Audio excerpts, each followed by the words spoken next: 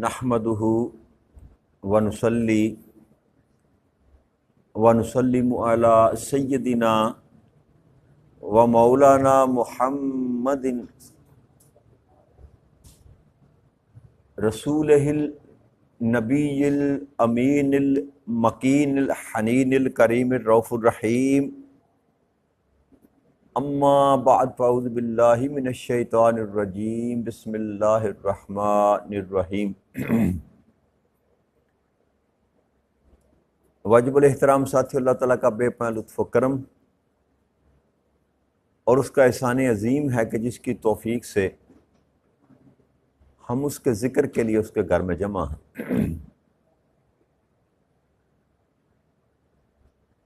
آج ہم اللہ کی توفیق سے 5ویں پارے میں سورہ نساء کی آیت نمبر 126 سے اپنے سبق کا آغاز کر رہے ہیں۔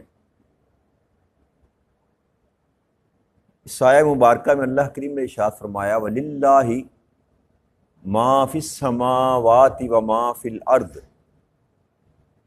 وَقَانَ اللَّهُ بِكُلِّ شَيْءٍ مُحِيطًا۔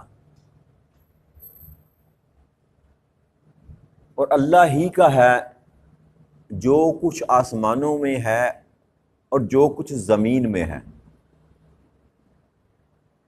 اور اللہ ہر چیز کا احاطہ فرمائے ہوئے۔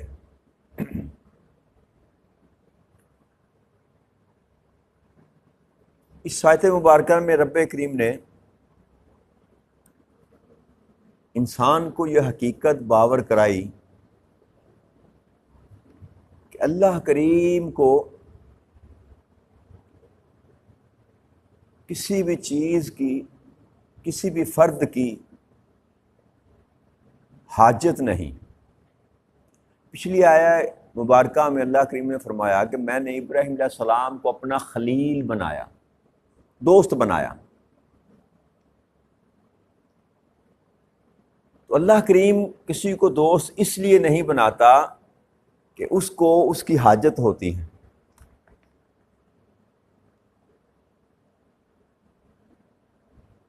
اور پھر اس آیت مبارکہ میں اللہ کریم جو بات سمجھانا چاہتے ہیں وہ یہ کہ تم جس کو اپنا خدا سمجھے بیٹھے ہو، جس کو اپنا معبود بنائے بیٹھے ہو، جس کو تم اپنا حاجت روا سمجھتے ہو، مشکل کشا سمجھتے ہو،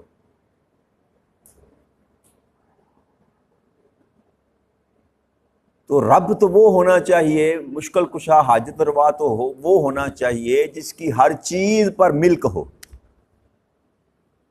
جو ہر چیز کا مالک ہو، جس نے خود مستار لے رکھی ہو یا خود کسی سے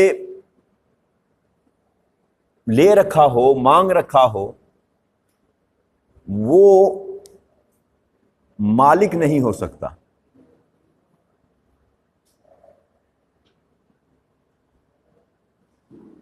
تو یہ بات کہ بندے کو بندگی اسی کی کرنی چاہیے جو بندگی کے لائق ہے، اور یہ بات اللہ کریم بتانا چاہتے ہیں کہ آسمانوں میں ہو یا زمین میں ہو، بندے جو کچھ بھی ہے یہ جان رکھ کے اس کا مالک میں ہوں۔ جن کو تو نے اپنا خدا بنا رکھا ہے، جن کو تو نے اپنا معبود بنا رکھا ہے، وہ کسی شے کا بھی جو ہے نا ملک کا دعویٰ بھی نہیں کر سکتے۔ مالک ہونا تو بڑی دور کی بات ہے۔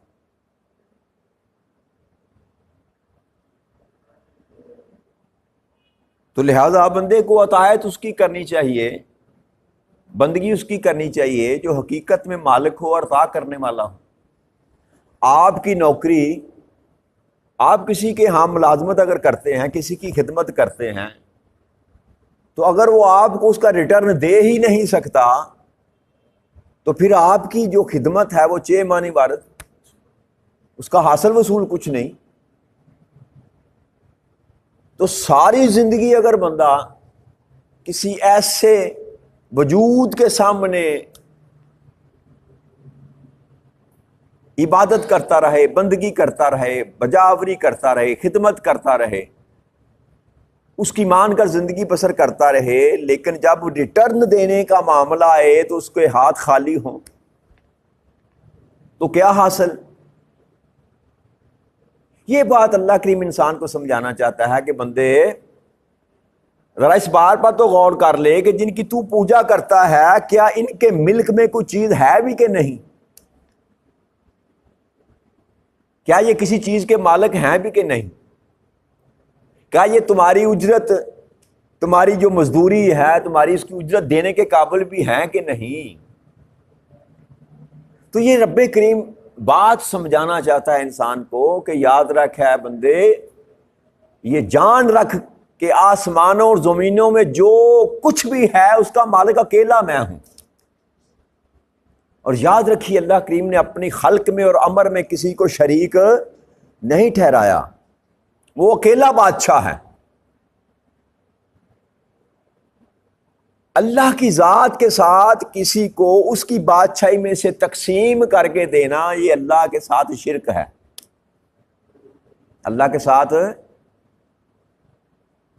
اللہ اکیلا بادشاہ ہے، اللہ اکیلا بادشاہ ہے، اس کے ساتھ کوئی اس کا شریک نہیں۔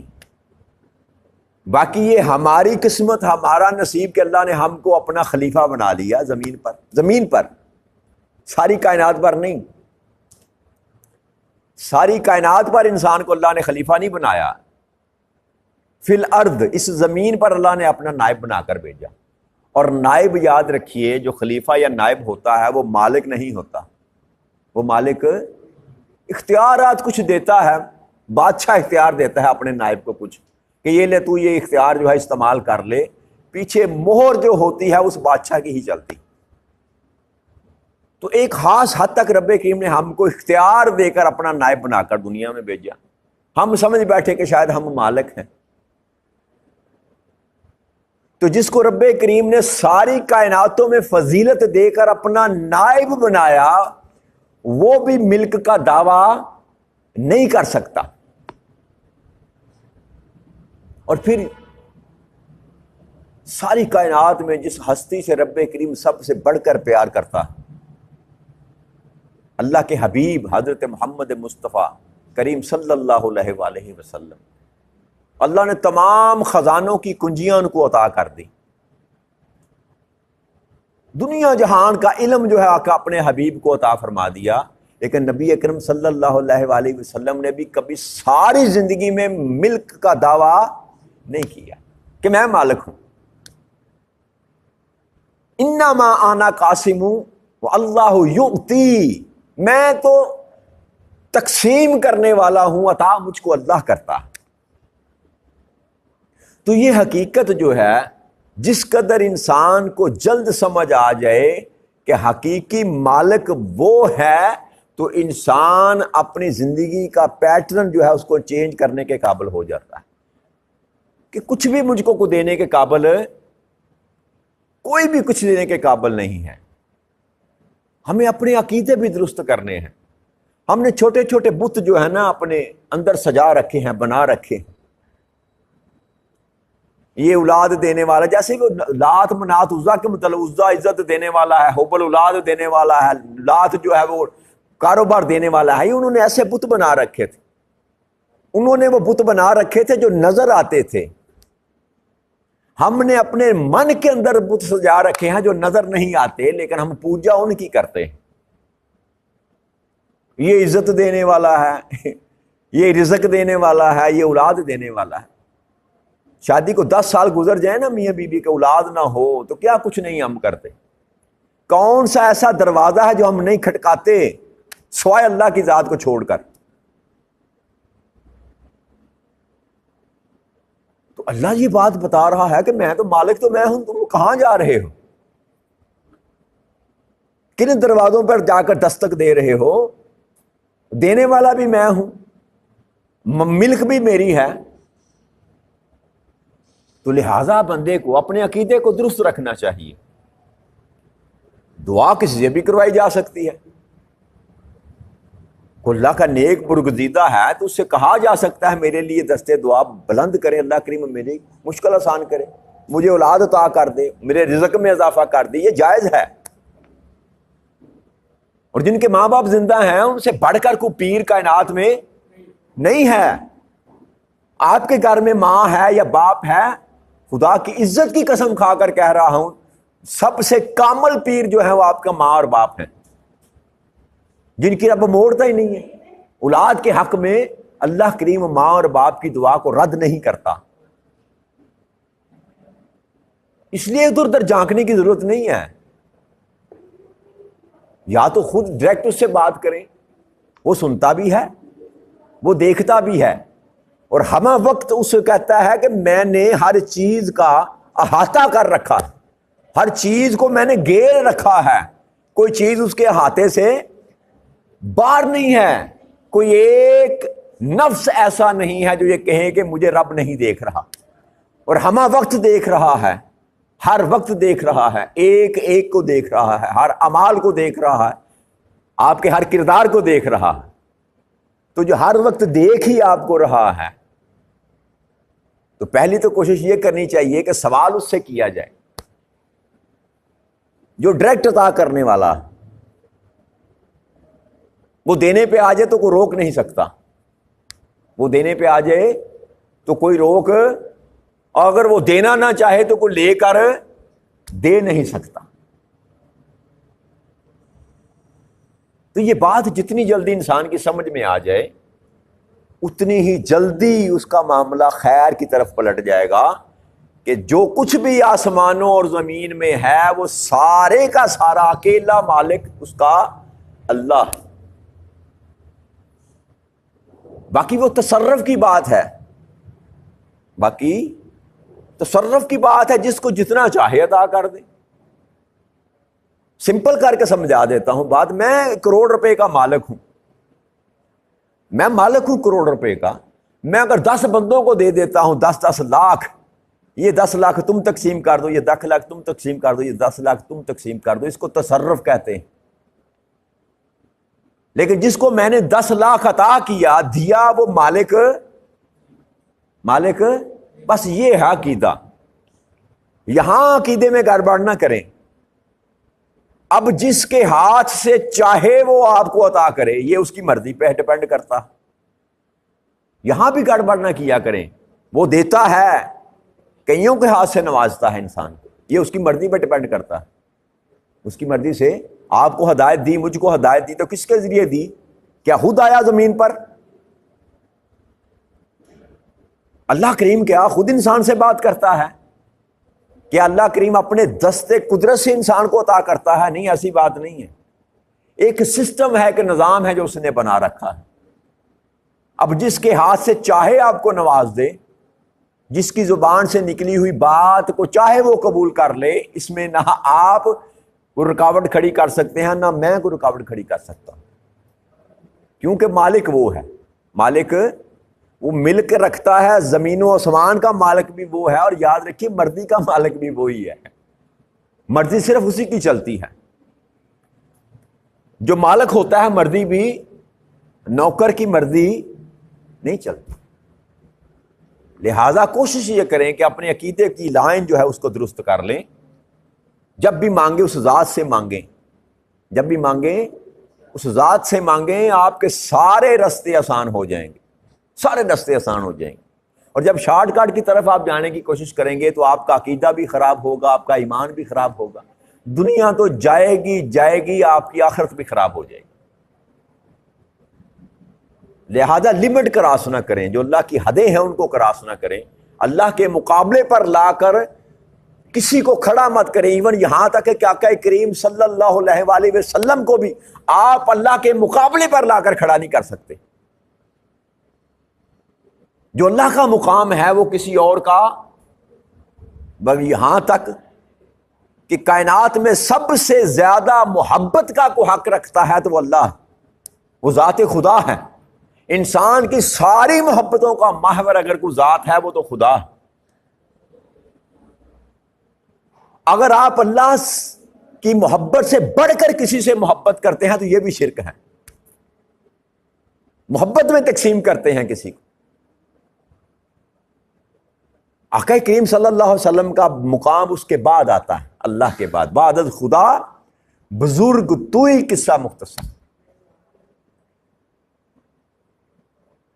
اب محبت میں بھی سب سے پہلا حق رب کا ہے، اس کے بعد آقا کریم صلی اللہ علیہ وسلم، اس کے بعد درجات کے مطابق جو کچھ ہے، آپ کے پیر ہیں، مرشد ہیں، استاد ہیں، ماں باپ ہیں، بڑے بھائی ہیں، ایون آپ کی اولاد ہے، ہر ایک کا اپنا محبت کا درجہ ہے، تقسیم کیا جا سکتا ہے، لیکن پہلا حق رب کریم کا.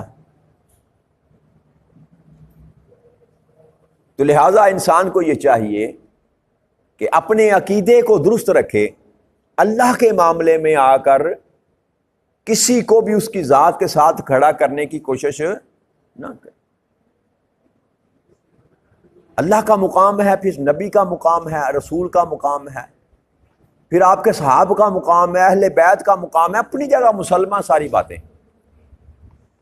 کچھ ہمارے میں ایسے بھی ہیں جو اللہ کو چھوڑ کر رسول اکرم صلی اللہ علیہ وسلم کو سب کچھ سمجھتے ہیں. یہ بھی کھلی گمراہی ہے، یہ بھی کھلی گمراہی ہے. اور پھر یہاں بھی نہیں رکتے. بعض طبقات ہم میں سے ایسے ہیں جو نہ خدا کو کچھ سمجھتے ہیں، نہ مصطفیٰ کو کچھ سمجھتے ہیں، وہ تیسری لائن میں سے آ کر جو ہے نا اپنے ملجا و ماوا ڈھونڈتے ہیں. ہمارے سارے کام کرنے والا یہ ہے. اور کھلی بات کروں تو حضرت علی کرم اللہ وجہ کریم کی بات کر رہا ہوں کہ ان کو جو مشکل کشا کا ٹائٹل عطا کیا گیا، اس نے بتیروں کا بیڑا غرق کر دیا. حقیقت میں مشکل کشا رب کے سوا کوئی اور نہیں ہے. آپ اس طرح حضرت علی کرم اللہ وجہ کو کریم کو نہیں پکار سکتے جیسے اللہ کو پکارا جاتا ہے. یہ فرق ہے، باریک لائنیں ہیں، جو حدیں ہیں رب کریم نے قائم کر رکھی. اللہ نہیں پسند کرتا کہ اس کے مقابلے پہ کسی اور کو لا کر کھڑا کیا جائے، چاہے وہ کوئی بھی ہو.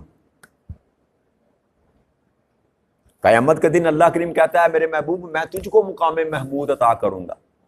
اللہ کی صفت ہے محمود، صفاتی نام بھی اللہ کا. اللہ کہتا ہے میں تو محمود ہوں میرے محبوب، تجھ کو مقام محمود عطا کروں گا. یہ اس کی مرضی ہے.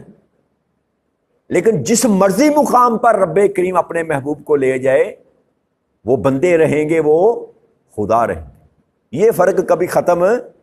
حضرت علی کرم اللہ وجہ کریم شیر خدا کا مقام آقا کی امت میں سب سے بلند تر ہے، اس میں کوئی شک والی بات نہیں. لیکن وہ آقا کریم صلی اللہ علیہ وسلم کے امتی ہیں اور اللہ کے بندے ہیں. جہاں آ کر اگر ہم گڑبڑ کریں گے کسی بھی معاملے میں تو ہمارا عقیدہ بھی گیا، ہمارا ایمان بھی گیا، سارا کچھ برباد کر بیٹھے. لہذا عقیدے کی درستگی ضروری ہے. اللہ کو چھوڑ کر کسی کو حقیقی معنی میں دینے والا تصور کرنا یہ شرک ہے، اور اللہ کو شرک نہیں پسند. اللہ کہتا ہے میں سب کو معاف کر دوں گا، چاہوں گا تو سب کو چھوڑ دوں گا، سب کو جنت میں داخل کر دوں گا، لیکن شرک کرنے والے کو میں معاف نہیں کروں. تو اللہ کریم قرآن کریم میں سینکڑوں مقامات پر اللہ کریم نے یہ بات انسان کو یاد کرانے کی کوشش کی کہ مالک میں ہوں، خالق میں ہوں، ہر چیز پر حکومت میری ہے، دینے والا میں ہوں، لینے والا میں ہوں. تو لہٰذا اس بات کو ہمیں سمجھ جانا چاہیے کہ اگر کچھ دینا ہے رب کریم نے تو بس وہی دے گا، اور اگر اس نے فیصلہ کر لیا کہ روک لینا ہے تو کائنات میں آقا کریم صلی اللہ علیہ وسلم کی حدیث مبارک ہے کہ کوئی اتنا زور ور کائنات میں پیدا ہی نہیں ہوا کہ جو رب تم کو نہ دینا چاہے وہ تم کو لے کر دے سکے، اور کتنا طاقتور بھی نہیں ہے کہ جو اللہ تم کو عطا کرنا چاہے اس کو وہ روک سکے. تو جس اب ساری قوتوں کا مالک، ساری طاقتوں کا مالک، ولا حول ولا قوت الا باللہ، نہ کو حوالہ ہے نہ کو قوت ہے سوائے اللہ کے، تو پھر ہم ان سارے وہموں سے باہر نکلنا چاہیے. عزت و تکریم، احترام و ادب، مقام و منصبہ کی فضیلت، یہ ساری جگہ جو ہے ان کا احترام کرنا چاہیے. جس کا جو منصب ہے، جو فضیلت ہے، اس کے مطابق اس کی تکریم کرنی چاہیے، احترام کرنا چاہیے.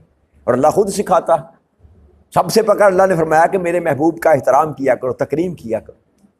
خود اللہ کریم کہتے ہیں احترام و تکریم میں فرق نہیں آنا چاہیے، جو جس کا منصب ہے ضرور دینا چاہیے، لیکن جو رب کا مقام ہے وہ کسی کو دیا نہیں جا سکتا۔ جو رب کے مقام کو کسی کو دینے کی کوشش کرے گا وہ رب کا کچھ نہیں بگاڑ سکتا، وہ اپنے آپ کا بیڑا غرق کرے گا۔ اور ہمارا معاشرہ اس وقت منتشر ہے اس معاملے میں، کہنے کو ہم سارے کو ہے ایک خدا کے ماننے والے ہیں، لیکن ہم نے کئی بت پال رکھے ہیں۔ لہذا کوشش کریں کہ اپنے نفس کے اندر جو بت ہیں آپ نے پال رکھے چھوٹے چھوٹے، ان بتوں کو توڑ کر حقیقی معنی میں اللہ کو ایک مانے اور اللہ کی مانے، تو یہ جتنے معاملات آپ کی زندگی میں مشکل نظر آپ کو آتے ہیں یا رکاوٹیں نظر آتی ہیں آپ کو، سب کے سب دور ہو جائیں گی۔ لیکن آپ کے اگر عقیدے میں گڑبڑ ہے تو پھر آپ کے معاملات کبھی بھی سیدھے نہیں ہو سکتے، اور مشکلات آ بھی جائیں تو یاد رکھیے وہ اسی کی طرف سے آتی ہیں، مصیبتیں آ بھی جائیں تو اسی کی طرف سے آتی ہیں، آزمائش آ بھی جائے تو اسی کی طرف سے آتی ہے۔